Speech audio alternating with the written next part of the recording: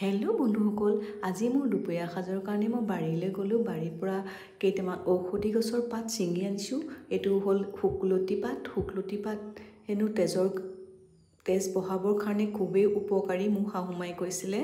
আৰু লগতে মই ভেদাইলতা পাত আৰু নৰসিংহ পাতো অলপ মিলাই দিছোঁ, কাৰণ শুকলতি এটা অলপ গোন্ধ আছে।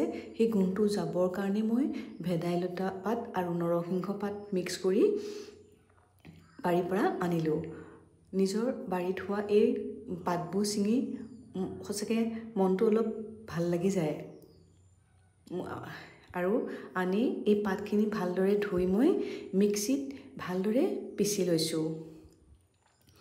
এই শাকৰ জোল খালে কিন্তু আমাৰ দেহৰ কাৰণে সঁচাকৈ খুবেই উপকাৰী। তাৰপিছত মই অলপ দাইল, তিয়াই থোৱা দাইল লৈ মিক্সিত বাটি লৈছোঁ। ইয়াৰে কেইটামান মই বৰ বনাম। এই বৰখিনি হোৱাৰ পিছত মই এই শাকৰ জোলখিনিৰ কাৰণে মই ইয়াক এছাইডত থৈ দিছোঁ।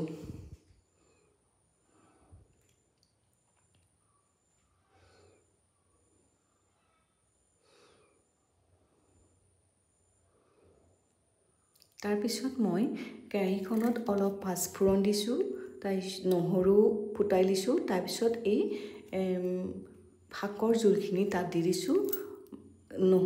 হালধি নিমখ দিয়াৰ উপৰি মই ইয়াত অলপ জিৰা পাউডাৰ দি দিছোঁ। তাৰপিছত ভাজি থোৱা বৰখিনিও সেই জোলখিনিত দি দিছোঁ। অলপ সময় উতল অহাৰ পিছত মোৰ শাকৰ জোলখিনি ৰেডি হৈ গ'ল। আৰু মোৰ ভাতৰ থালিখন মই সজাই লৈছোঁ।